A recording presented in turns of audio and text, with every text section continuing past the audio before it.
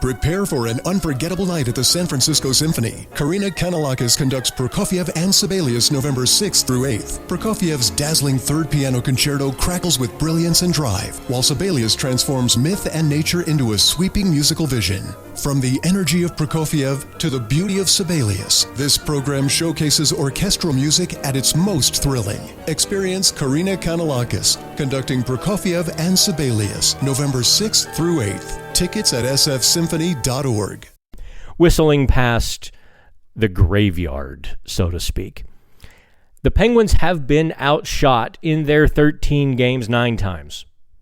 They have been outchanced 8 of those 13 times. Interestingly, in terms of high danger chances, however, they have outchanced their opponents 7 times. So they're like 7-6.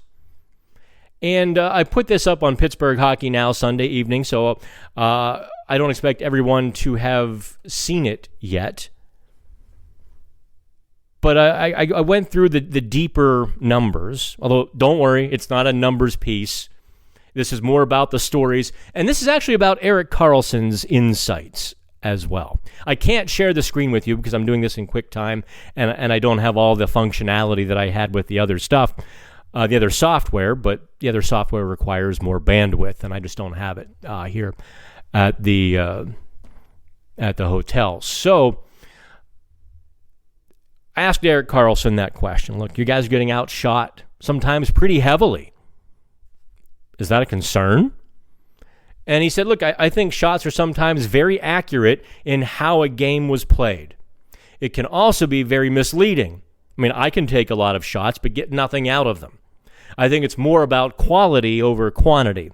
I think that we are very good at quality managing our shots. Would we like to get a few more on that? Yeah, probably. It would give us a better chance to score more goals statistically. So, yes. As for giving up shots, I think that we're still trying to figure out a little bit how we defend and the way we want to defend.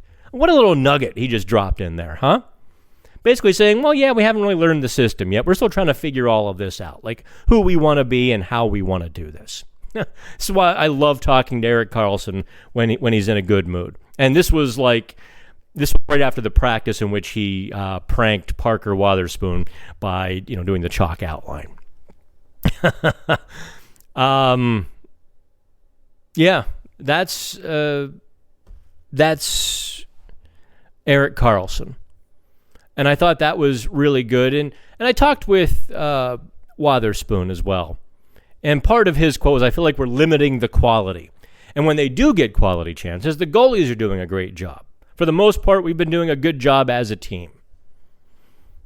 So the question I think you and I really need to look at, and maybe the Penguins management does as well, is this a short-term anomaly of a gelling team? Is this a flaw in their style? Is this sustainable? I think I said question. I should have said questions, right? Is this sustainable? And what comes next? Because the reality is, across all sports, be it football, basketball, baseball, hockey, there is generally a regression to the mean.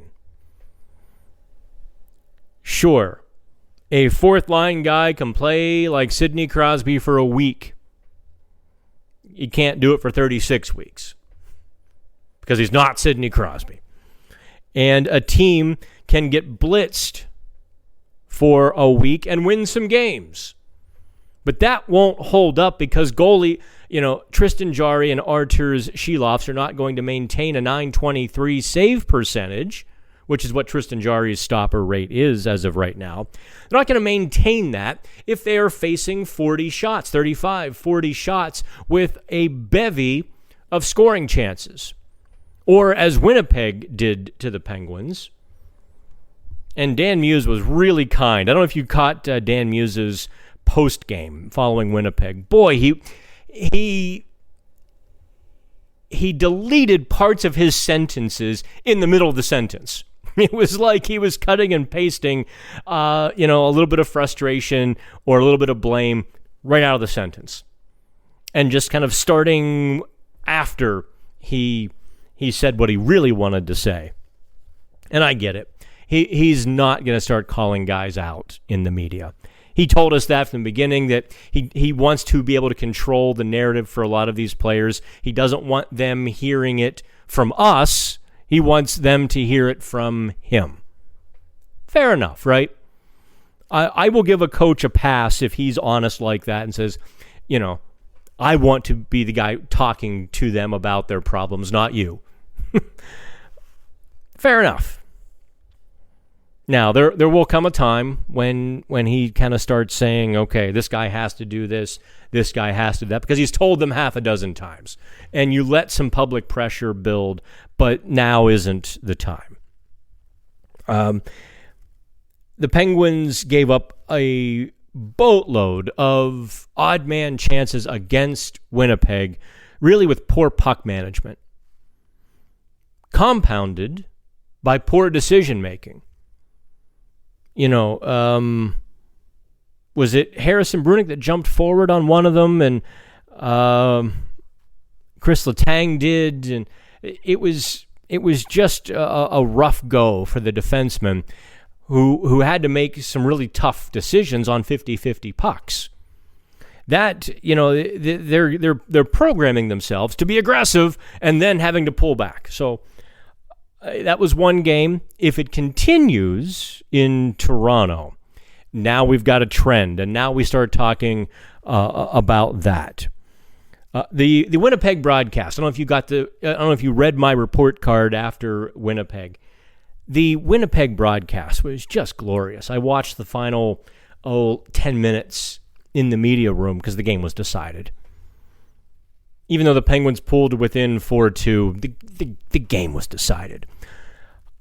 I would love, and this is no slight on Pittsburgh Sportsnet, because no American broadcast treats hockey like the 7 broadcasts in Canada do.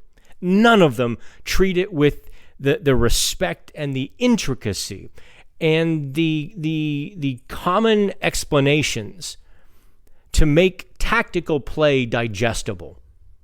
And within just a couple of sentences, the Winnipeg broadcasters showed how the Jets were getting around the Penguins 1-1-3 in the neutral zone, and getting around it on the weak side, just a little cross-ice pass at the right time, and boom, they were gone with speed into the offensive zone. I was like, damn, I didn't see that. I saw the speed. I saw the zone entries. But I didn't realize the little loop around to the weak side that they were doing. Dun, dun, dun. And I loved the fact that the TV broadcast did that. I don't know why American broadcast... Well, actually, I kind of do. And I don't know if I want to get off on a rant here.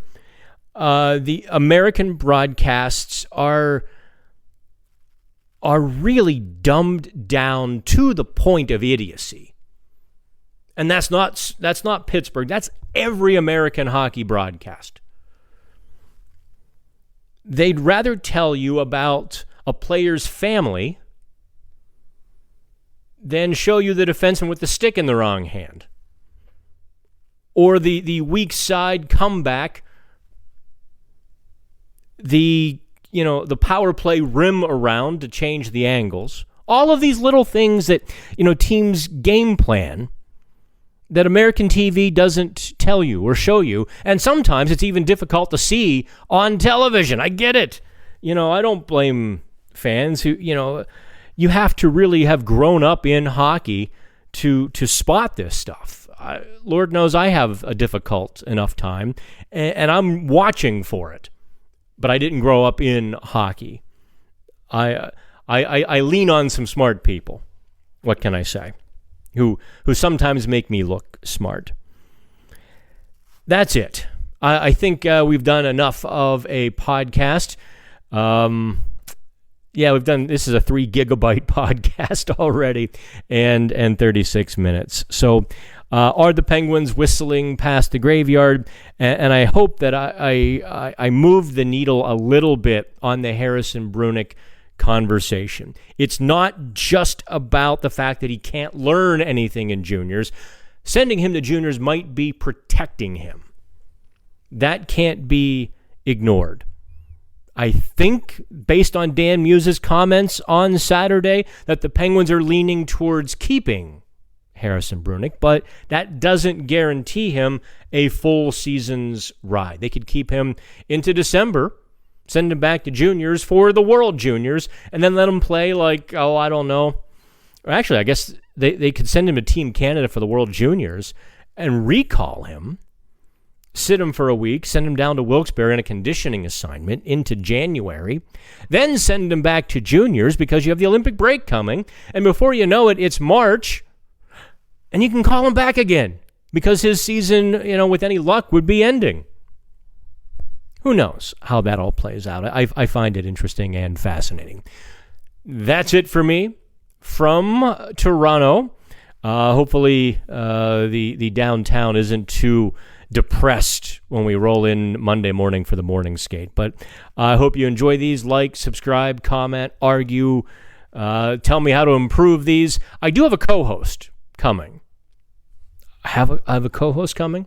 Didn't get him on this week. Next week, I will unveil the brand new co-host. So I have someone to talk to. So I'm not sitting here for 40 minutes talking to myself. Then again, who are we kidding? I'll do the same thing anyway.